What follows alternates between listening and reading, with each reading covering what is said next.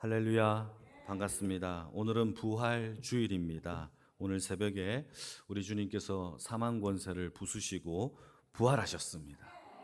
네, 우리는요, 기독교는 죽음과 연결, 영원한 끝의 종교가 아니라 생명과 부활의 종교인 거죠. 그래서 여러분, 우리는 부활하심을 통하여서 늘 기뻐하는 주의 인생이 되기를 축복합니다. 여러분, 질문 하나 해볼까요? 여러분, 죽음이 두렵습니까? 한 그 80% 두려워하는 것 같아요. 여러분, 우리는요, 죽어도 다시 살아나는 부활의 신앙을 가지고 있는 하나님의 자녀들이에요. 그래서 죽음을 두려워하지 않는 유일한 하나님의 백성이 있다면 그것은 바로 그리스도인들이죠. 그게 바로 부활 신앙의 뜻입니다. 저는 부활절 때마다 예화 하나가 생각나는 게 하나 있는데요. 그게 뭐냐 하면 예전에 오후 예배 때 한번 제가 했던 예화인데, 메뚜기 하루살이의 이야기예요. 기억나십니까? 못 들으신 분들이 아직 많은 것 같아서 한 번 더 하겠습니다. 하루는요, 하루살이와 메뚜기가 놀이터에서 만나서 급격하게 친해졌어요. 그래서 하루살이와 메뚜기가 너무 친해져서 하루 종일 노는 겁니다. 그네도 타고 미끄럼들도 타고 그리고 시소도 타면서 서로 재밌게 놀았어요. 그런데 하루가 저물어 가면서 해가 이제 지려고 하자 메뚜기가 하루살이에게 이런 말을 하는 겁니다. 하루살이야, 이제 좀 저녁이 되었으니까 우리 내일 또 다시 만나서 놀자라고 하니까 하루살이가 충격을 받았어요. 뭐라고, 내일이라고? 도대체 내일은 뭐야? 라고 물어보는 거죠. 그러자 메뚜기가 친절하게 설명을 하는 겁니다. 조금 있으면 어두워질 것이고 하늘에는 별이 빛날 거야. 그러다가 동쪽에서 해가 뜨면 내일이야 라고 하자 하루살이는 그게 도대체 뭔데? 하고 죽었죠. 그 다음 날이 되었는데요, 메뚜기가 아무리 하루살이를 찾아도 없는 거예요. 그래서 어쩔 수 없이 개울가에 있는 개구리를 만나 개구리랑 함께 또 노는 겁니다. 개구리를 만나서 마음이 통했는지 물놀이도 하고 여러 가지 축구, 딱지치기, 구슬게임 하면서 하루가 다 지났어요. 그러자 이제 메뚜기가 내일 놀자라고 하니까 개구리가 좋다, 내일 또 놀자. 계속 놀았어요. 내일. 그러다가 겨울이 다가오는 거예요. 그래서 개구리가 이렇게 얘기를 하는 거죠. 메뚜가, 우리 내년에 또 놀자라고 하는 거죠. 그러자 메뚜기가 또 충격을 받는 거예요. 내년? 내년이 뭔데? 라고 물어보는 거죠. 그래서 개구리가 또 친절하게 설명을 합니다. 조금 있으면 추워져. 하늘에서 눈이 내려와서 온 세상은 하얗게 변할 거야. 그러면 나는 추워서 땅속에 들어가서 잠을 자고 다음 내년이 되면은 다시 온 세상에 파릇파릇 새싹이 돋아나는데 그게 내년이야. 그때 보자 라고 하니까는 메뚜기는 그 이후로 죽었죠. 왜냐하면 메뚜기는 한철 곤충이기 때문에 내년은 없죠. 여러분, 전 이 예화가요 참 의미가 크다고 생각이 들어요. 하루살이에게는 내일이 없죠. 메뚜기에게는 뭐가 없습니까? 내년이 없어요. 여러분, 부활을 믿지 아니하는 자들에게는요, 영생과 새 생명을 아무리 얘기를 해도 몰라요. 하루살이와 메뚜기처럼. 그런데요, 성경은요, 하나님이 독생자 예수를 우리에게 주신 처음부터의 목적이 뭐냐? 그것은 바로 영생과 새 생명을 위한 하나님께서 우리에게 생명을 주시고자 했던 그 역사가 그의 아들 그리고 독생자 예수를 우리에게 주신 목적이라는 거죠. 이것은요, 성경이 우리에게 증명하고 있는 겁니다. 요한복음 3장 16절 말씀 다 아시죠? 하나님이 세상을 이처럼 사랑하사 독생자를 주셨으니 이는 저를 믿는 자마다 멸망하지 않고 무엇을 얻습니까? 영생을 얻기 위해서. 예수님이 이 땅에 오신 것은요, 우리를 사랑하셔서 결국 멸망이 아니라 영생을 주시고자 그의 독생자를 보내주셨어요. 영생이죠, 생명이죠. 로마서 6장 4절 말씀도 마찬가지예요. 그러므로 우리가 그의 죽으심과 합하여 세례를 받음으로 그와 함께 장사되었나니 이는 아버지의 영광으로 말미암아 그리스도를 죽은 자 가운데서 살리심과 같이 우리도 또한 새 생명 가운데서 행하게 하려 하심이니라. 예수님을 십자가에 죽으시고 부활시킨 이유가 뭐냐? 우리로 또한 새 생명 가운데서 행하게 하기 위한 하나님께서 우리에게 주신 선물인 거예요. 자, 그러니까 처음부터 예수님이 이 땅에 오신 목적은요, 영생과 새 생명인 줄 믿으십니까? 그러니까 성경은 이렇게 말을 하고 있는 겁니다. 이 땅에 있는 모든 생명의 주관자는 누구냐? 바로 여호와 우리 하나님이다라고 성경은 이야기하고 있죠. 여러분, 생명의 주관자가 누구입니까? 우리 여호와 하나님이신 줄 믿으시기를 축복합니다. 그래서요, 이 세상을 창조하실 때 생명을 부여한 자가 누구냐? 그게 우리 하나님이세요. 흙으로 사람을 만드시죠. 흙으로 짐승도 만들어요. 그리고 그들에게 생명을 주셨는데 유독 인간에게는 그 코에다가 하나님이 생기를 후 불어넣으십니다. 살아있는 생명이 되게 하셨죠. 자, 여기서 참 중요한데요, 언약 신약에서 가장 중요한 얘기가 하나 나와요. 자, 하나 질문해 볼게요. 하나님이 우리에게 생명을 주신 조건으로 하나를 우리에게 요구하십니다. 생명을 주신 조건으로 하나를 요구하시는데 그게 뭐냐? 순종이에요. 지키면 살리라, 행하면 살리라라는 하나님께서 우리에게 생명을 주신 조건이 순종이라는 것이 성경에서 말하고 있는 거예요. 이것을 증명하고 있는 단적인 사건을 제가 한번 이야기해 볼게요. 여러분, 하나님이 아브라함에게 나타나셔서 너의 독자 이삭을 바치라 라고 하는 장면 다 기억나시죠? 그때에 이삭을 바치는 이 사건을 한번 생각을 해보게 되면 하나님이 이삭을 주셨을 때 그 이삭은요, 단순한 아이가 아니었어요. 성경은 얘기합니다. 사라와 아브라함의 몸에서 도무지 태어날 수 없는 생물학적으로 아기가 탄생할 수 없는 상태에서 태어난 아기라고 얘기해요. 즉 여자는 생리가 끊어졌고 남자는 백세가 되었어요. 그때에 하나님이 아기를 주셨다라는 것을 성경은 뭐라고 얘기하느냐?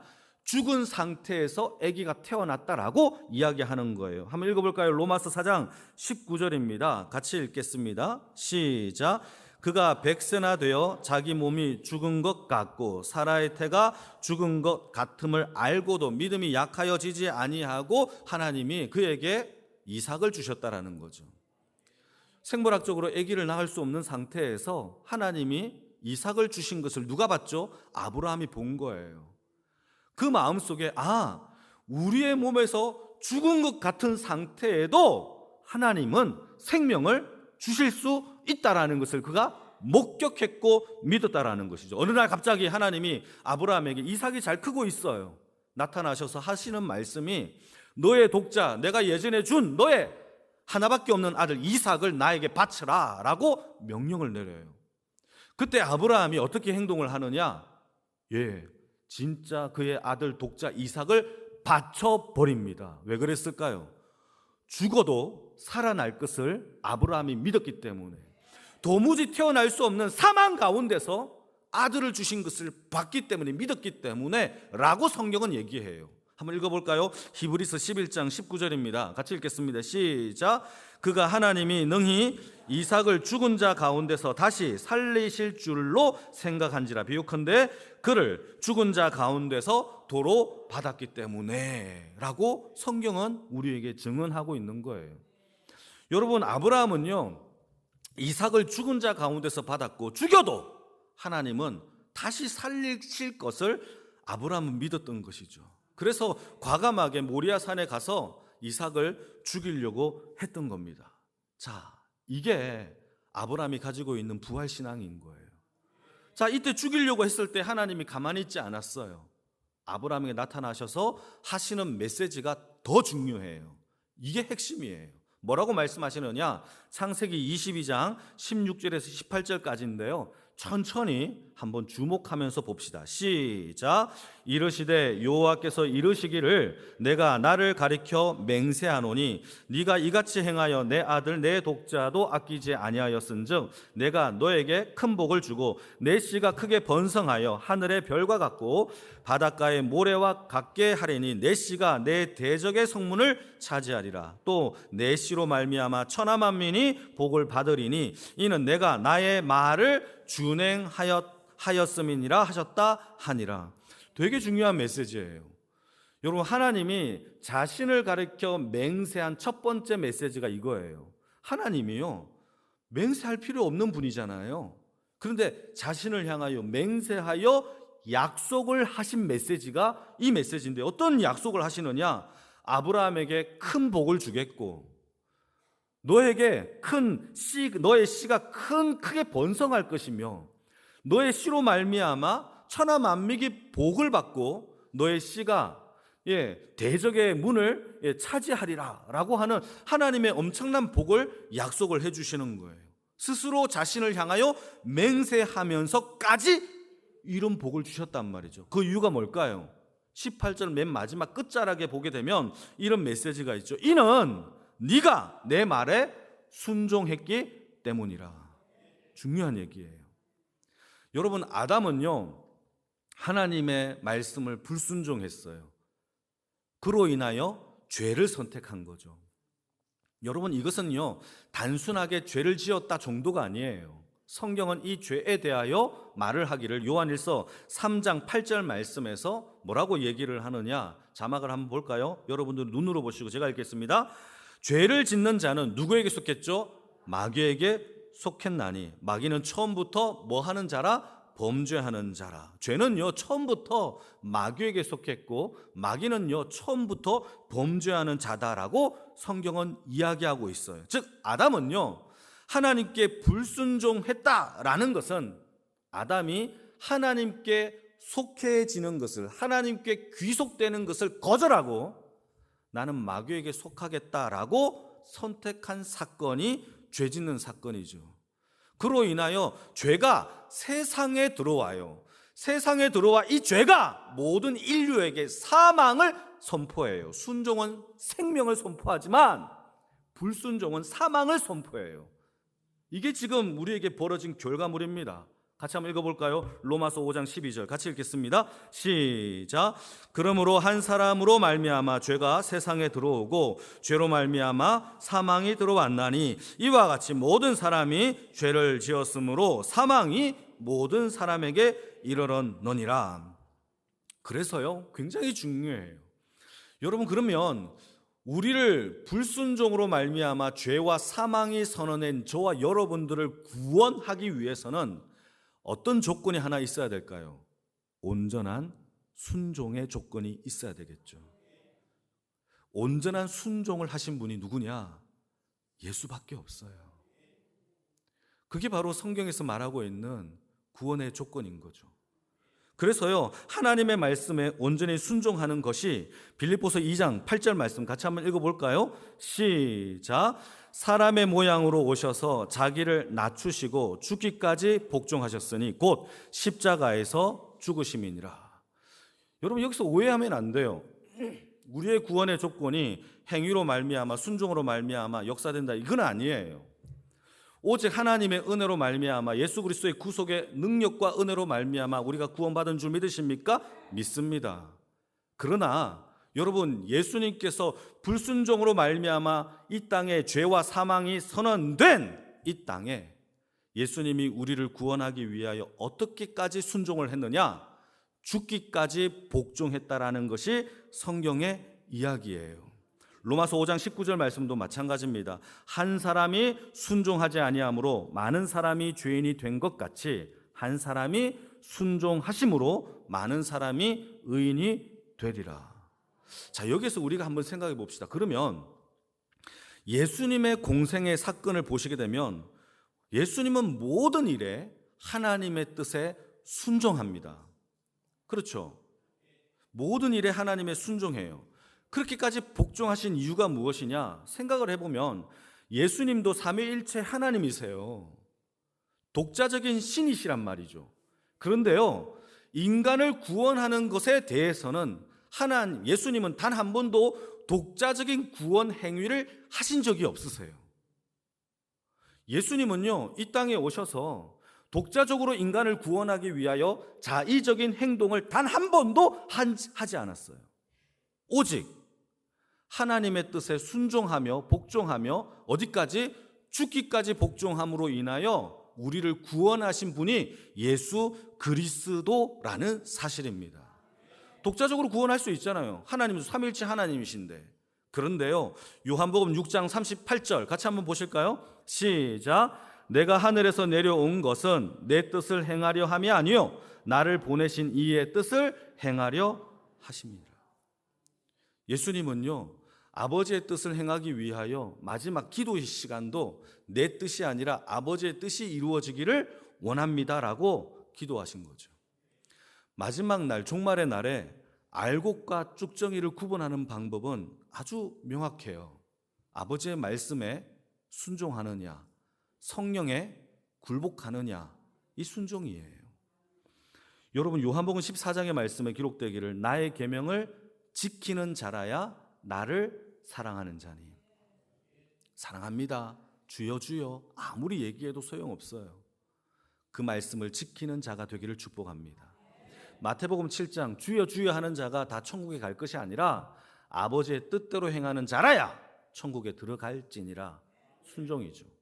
베드로전서에도 마찬가지예요. 거룩한 행실을 취하라. 이게 바로 성경에서 요구하고 있는 삶입니다. 한 가지 더 읽어볼까요? 히브리서 5장 8절에서 9절인데요. 같이 읽겠습니다. 시작. 그가 아들이시면서도 받으신 고난으로 순종함을 배워서 우리에게 온전하게 되셨은즉 자기에게 순종하는 모든 자에게 영원한 구원의 근원이 되시고. 여러분, 예수님은요, 십자가의 고난 이 땅에 오셔서 우리에게 고난을 통하여 순종함을 가르쳐 주셨어요. 그 순종함을 통하여 온전하게 되셨고, 그로 인하여 저와 여러분들에게 구원의 역사의 근원이 되게 하신 것이 바로 예수 그리스도의 사역이라는 거예요. 여러분, 예수님은요, 죽기까지 복종하시면서 우리에게 새 생명을 주셨습니다. 여러분, 이제 우리도 그 순종함을 배워서 생명의 근원이신 예수 그리스도의 구원에 동참하는 주의 인생의 삶이 되어지기를 축복합니다. 에덴 동산에 하나님께서 아담에게 모든 과실을 먹으라고 했어요. 그런데요, 아담이요, 하나님이 두 가지 나무를 에덴 동산 중앙에 두셨는데요. 근데 이 생명나무와 선악과인데요, 이 아담이 선악과를 먹고 불순종을 합니다. 그로 인하여 하나님이 무엇을 뺏어가시느냐 하면 생명나무를 뺏어갑니다. 요한계시록 2장 7절 말씀을 보시게 되면 마지막 교회들에게 얘기하면서 중요한 메시지를 하나 해요. 이기는 자에게 내가 상급을 하나 줄 텐데 이기는 자에게 주는 상급이 무엇인지 아십니까? 이기는 자에게는 생명나무의 열매를 먹게 하리라. 마지막 땅에, 마지막 세상에, 마지막 종말의 때에 여러분, 하나님을 택하시고 그의 말씀에 순종하는 주의 인생의 삶을 살기를 축복합니다. 어디까지 순종해야 되느냐? 죽기까지 순종할 수 있는 하나님의 은혜와 능력이 저와 여러분들에게 있기를 축복합니다. 아멘입니까? 아멘입니까? 죽기까지 복종할 수 있는 믿음은요, 부활의 능력을 믿어야 돼요. 죽음이 두렵지 않아야 돼요. 내 안에 죽어도 다시 살겠고, 그래야 죽기까지 복종할 수 있음을 믿으시기를 축복합니다. 자, 이걸 이해를 해야 오늘 본문이 이해가 돼요. 아브라함이 부활의 하나님을 믿음으로 말미암아 그의 아들을 죽이려고 했던 것처럼 오늘 두 자매가 등장하는데 마르다와 마리아가 자신의 오빠 나사로가 죽음 앞에서 똑같은 시험을 받아요. 똑같은 직면을, 이 죽음의 이 직면을 앞에 당하게 되는데, 우리가 읽었던 이 나사로의 이야기는요, 우리가 너무 잘 알고 있는 본문이죠. 죽은 나사로가 부활하는 사건입니다. 자, 이때요, 예수님과 나사로의 관계를 설명합니다. 예수님과 나사로의 관계가 어떤 관계냐? 11절 말씀을 보시게 되면은 이 말씀을 하신 후에 또 이르시되 우리 친구 나사로가 잠들었다. 뭐라고 부르죠? 친구라고 불러요. 아, 나사로는요, 예수님의 제자가 아니라 누구다? 친구인 거예요. 그리고 이 친구인 나사로에게는 두 명의 여동생이 있었죠. 하나는 마르다, 하나는 마리아가 있었어요. 이들은 어디에 살고 있었느냐? 예루살렘 근처에 있는 베다니라는 동네에서 살고 있었어요. 예수님은 예루살렘에 올라갈 때마다 늘 어디에 들렸느냐? 베다니에 들려서 나사로와 그의 여동생들과 함께 교제하고 있었던 삶을 살았던 것이죠. 그러던 어느 날 친구인 나사로가 병들어 죽어가는 사건이 벌어지게 됩니다. 1절 같이 한번 읽어볼까요? 시작.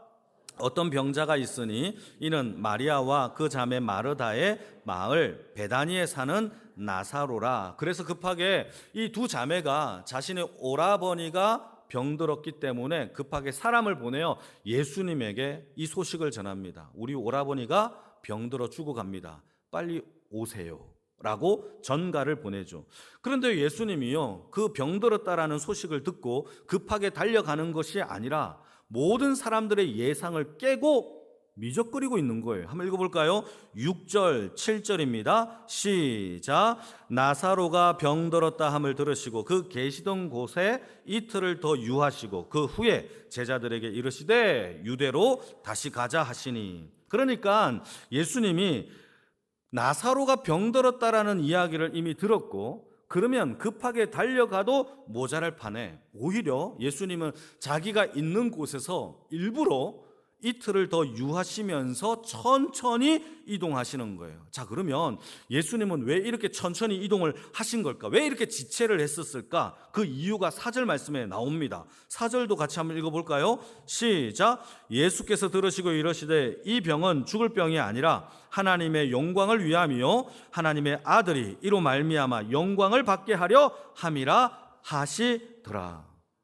여러분, 사도 요한은요, 요한복음을 통하여서 나사로의 병이, 죽음이, 이것은 단순한 질병의 사건이 아니라 하나님께 큰 영광을 돌리기 위한 영광의 사건임을 목적으로 두고 있음을 설명을 하고 있는 거예요. 자, 그런데 문제는요, 지금 우리 눈에는 보이지 않아요. 이 나사로의 질병과 죽어가는 것들에 대하여 도무지 그게 하나님의 영광을 위한 것이라는 시나리오가 우리 눈에는 안 보여요. 그런데 문제는요, 예수님의 눈에는 보이는 이 결말이 마르다와 마리아 눈에도 안 보인다는 게 문제죠. 마르다와 마리아는요, 평소에 사랑을 받았어요. 지극정성으로 사랑을 함께 했던 사람들이란 말이죠. 그래서 자기 오라버니의 죽음 앞에서 사람을 보내어서 급하게 예수님을 불렀지만 급하게 오지 아니하는 그 모습에 대하여 마르다와 마리아가 배신감과 절망감과 원통함을 가질 수 있을 수밖에 없는 상황이 되어진다라는 거죠. 아니, 평소에는 그렇게 다른 사람들은 잘도 고치면서 내 오라버니는 왜 안 고치는 거야? 왜 이틀이나 유하면서까지 급하게 와도 모자랄 판인데, 달려와도 모자랄 판인데 왜 이렇게 달려오지 않지? 라는 이러한 실망감과 배신감을 느끼지 않았겠습니까? 왜? 모르니까. 시나리오를 모르잖아요. 그리고 그 옆에 있었던 제자들도 마찬가지일 거예요. 마지막에 나중에 다 알았다면 제자들도 이 모든 상황을 다 알았을 때에, 아니 예수님은 사람들이 보내었을 때에 이틀 전에 급히 달려가도 모자랄 판인데 왜 이틀 동안 이렇게 유하면서 나사로를 사랑한다고 얘기하면서 왜 고치지 않았을까라고 제자들도 적지 않은 실망감을 나중에 표현했었을 겁니다. 그러다가 14절, 나사로가 죽어요. 여러분, 이때 하나밖에 없는 이 오라버니를 둔 두 자매가 얼마나 슬펐을까요? 슬프기만 했겠습니까? 쏟아지는 원망도 내 속에 나왔겠지요. 이틀 전에 사람을 보냈는데 왜 이렇게 안 왔을까? 예수님은 도대체 뭐 하다가 이렇게 지체를 하십니까? 라는 섭섭함과 원망감이 있었을까요? 없었을까요? 없었을까요? 한번 읽어볼까요? 21절 같이 읽겠습니다. 시작. 마르다가 예수께 여짜오되 주께서 여기 계셨더라면 내 오라버니가 죽지 아니하겠나이다. 누가 얘기하는 거죠? 마르다가 얘기해요. 마르다가, 예수님 이틀 전에 제가 사람을 불렀잖아요. 그런데 왜 이렇게 안 오시는 거예요? 조금만 더 일찍 왔더라면 우리 오빠 안 죽었어요. 이런 원망감과 섭섭함이 다 담겨져 있는 메시지예요. 자, 그런데요, 마르다만 이런 섭섭함이 있었을까요? 마리아는 이런 말을 안 했을까요? 똑같은 말을 마리아도 해요. 32절 같이 읽겠습니다. 시작. 마리아가 예수 계신 곳에 가서 배웠고 그 발 앞에 엎드려 이르되 주께서 여기 계셨더라면 내 오라버니가 죽지 아니하겠나이다. 똑같은 말을 똑같이 반복을 하죠. 여러분, 우리는 하나님을 믿어요.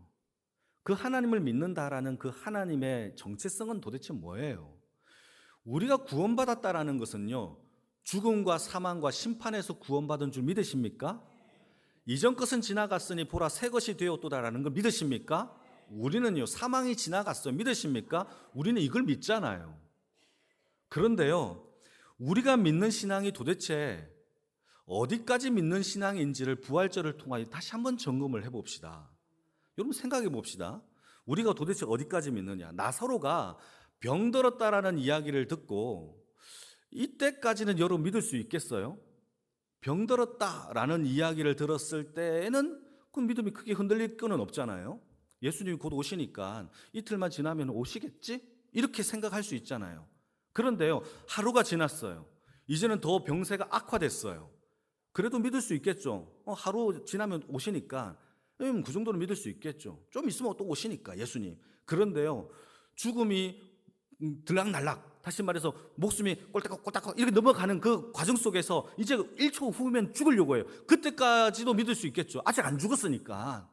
그런데요, 죽었어요. 그래도 믿으시겠어요? 그게 부활신앙이에요. 문제는요, 4일이 지나요. 무덤에 들어간 지 4일이 지난 후에 예수님이 오세요. 부패가 진행되었어요. 그래도 믿어야 된다는 거죠. 그게 부활의 믿음이에요. 왜 이렇게 믿음이 약하세요? 조금 전에는요, 아멘이 크시디만은요, 우리는요, 도대체 어디까지 믿는 거예요? 우리의 믿음은요, 어쩌면요, 죽어도 다시 살겠고를 못 믿고 마르다처럼 언젠가는 주님이 오시는 그날에 살아날 걸 믿겠습니다 라고 하는 먼 훗날의 부활을 믿는지도 몰라요. 그러나 예수님께서 우리에게 주신 부활의 신앙은요, 저와 여러분들이 죽음과 사망과 진노에서 건짐을 받으신 줄 믿으십니까? 지금이죠. 지금 부활하심을 믿는 것이 지금의 신앙. 부활은요, 미래의 신앙이 아니라 현재 지금 하나님의 능력을 믿는 믿음인 줄 믿으시기를 축복합니다.